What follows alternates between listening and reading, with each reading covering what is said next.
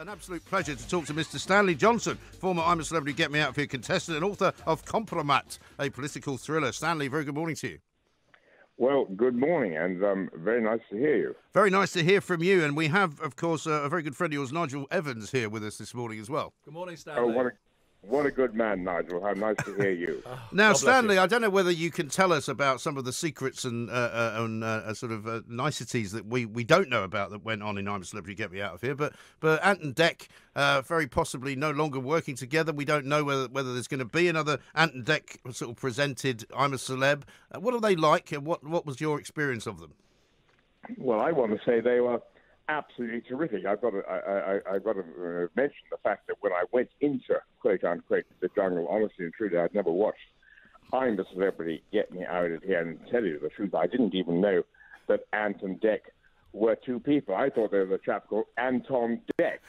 You see. He's the guy from Strictly, I think, isn't he? and Anton Dec, anyway.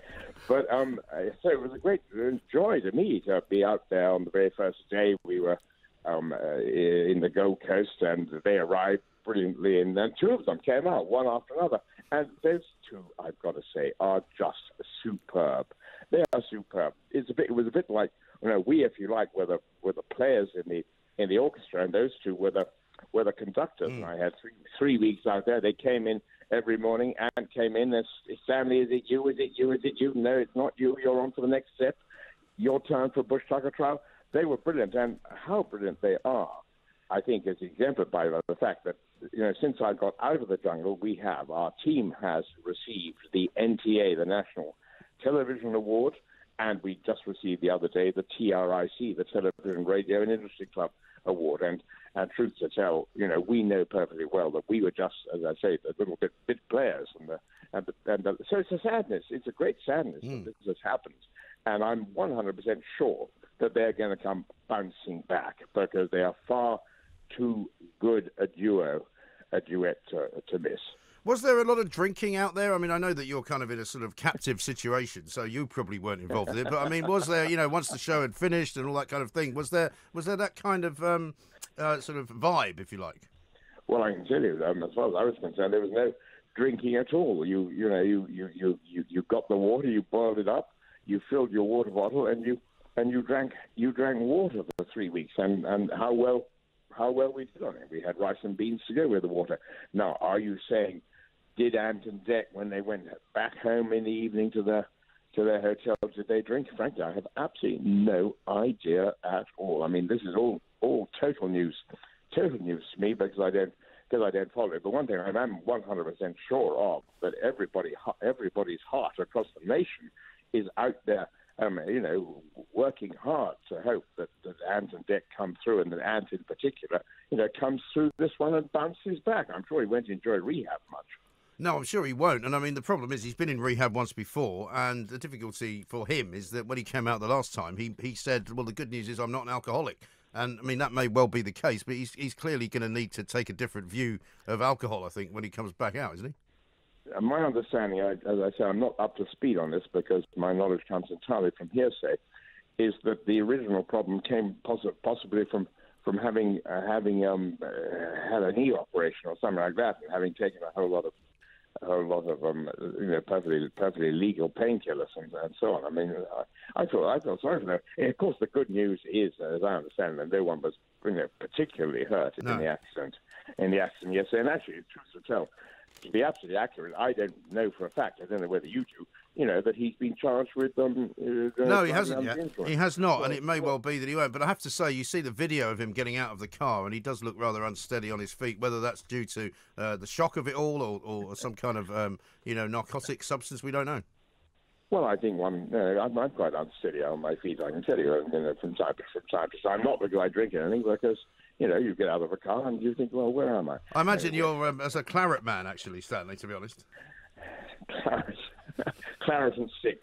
That's my line. Yes. We've been talking, of course, all morning about Ant McPartlin, and the big stories on the front pages of the newspapers this morning, because once again, it's very much dominated by video of the crash, stills from the crash, people who saw Ant McPartlin getting out of his crashed Mini, which was more or less written off, as you can see by the pictures. Ant off TV and back in rehab after drink-drive arrest is what it says. A lot of people are saying, well, you know, he's a superstar, he needs to take responsibility for his own actions. Other people are saying, you know, he's been put under too much pressure by ITV and his incredible working schedule, which has always been terribly busy ever since he's been a kid. And also, of course, there's interviews with the family involved in the crash with Ant McPartlin. It's a top female chef and her restaurateur husband. They own an India restaurant in southwest London, and they say the whole experience has just been a nightmare. They've got a 4-year-old daughter who was taken to an ambulance and checked over during the course of the aftermath of the accident, because the cars all look terribly badly damaged, and it's more than just a fender bender. But we're going to talk, of course, to Edwina Currie.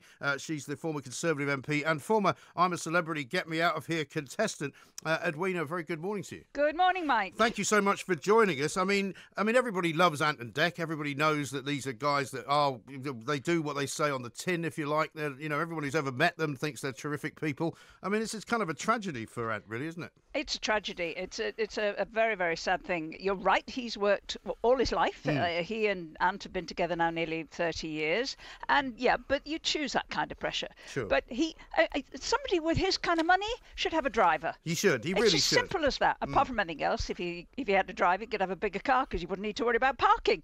Well, exactly right. I mean, you know, crazy. There is this kind of madness about the, you know, whenever you see footballers and superstars and television stars, anybody who gets involved in this kind of thing, you think, well, what were they thinking? But clearly that's the evidence that tells you that sort of all sense has gone out the window some time ago. Absolutely. Well, I'm wondering what his mother was thinking. She got into the car with him knowing he was absolutely pie-eyed. He could hardly stand up. Right. You know, you have to be in a position, if you're with somebody who's been drinking, anybody, who it doesn't matter who it is, Mike, if you're with somebody who's been drinking, you hold your hand out and you say, give me the keys, I'll drive. Well, exactly. And I mean, we've got an advert currently on the station running on this station that says, you know, friends don't let friends drink and drive. And, you know, while you and I will know people from many, many years ago who used to do it because that was very much less unacceptable then. You know, nowadays it is absolutely and utterly unacceptable. It's also not necessary.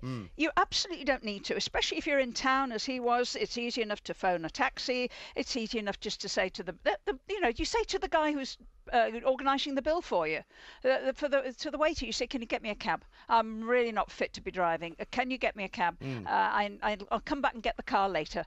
And that's what you do. You have to be responsible. And if you're a big star, you have an even bigger responsibility, because you've got a responsibility to all the people in your show. You've got a responsibility to the people you work with, like Dec. And what was upsetting me yesterday was that actually a lot of the photos that were online attached to Ant's story were of Dec. They got the wrong guy. Well, exactly. I mean, the other problem is that these two come as a package. And I mean, if you're ITV, you're now wondering what on earth are we going to do with all of not just the Ant and Dec Saturday Night Takeaway, which they've canned for the moment. They've got I'm a Celebrity that they front. They're involved with Britain's Got Talent. I mean, they're all over the place. Well, and they're all over the place because they have been, you know, clean entertainers, absolutely clean. You never hear them swear. You never hear of any scandal associated with them. They've been married for years. All that kind of thing. They are proper family entertainers, and that's why getting paralytic and having not just one apparently but 3 crashes over recent weeks. You know, you have to think. You have to say to somebody like Ant, you saw the signs. You should have immediately done something about it. At the very least, make sure you're not a danger to the public. Do you think ITV should have been a bit more careful as well about what was going on? Well, the thing is that Ant and Dec have their own company. That's why they make all the money. They produce their own firms, and then the whole firm is under contract to ITV. That is harder to say. I'd need to know what all the contract relationships were. But in the end, you carry responsibility. You carry responsibility. Sure. You do, Mike, for your behaviour. I do for my behaviour. You carry responsibility for your own behaviour. Yes, I think you're absolutely right. And the more you're paid, actually, the more some people seem to think, oh, well, it's not your fault because, you know, you've got managers, you've got agents, you've got people organising your life, and, you know, it must be really hard. Well, I'm sorry. I agree with you, Edwin. I think, you know, if you get that kind of money, you need to know how to get on with your life. Well, not just that. If you're a public figure like that, then you have some responsibility to just set a standard. You know know that you're a bit of an icon. You know that people are looking up to you. You know, particularly in Ant and Dec's case, you've got a lot of kids who watch the programs that you do and love it. You know that you're setting a standard. You know, please, you have to set a slightly higher standard for yourself than ordinary people have to. And that doesn't mean that you get off with it. It means that you get yourself a driver. You get yourself a taxi. Exactly.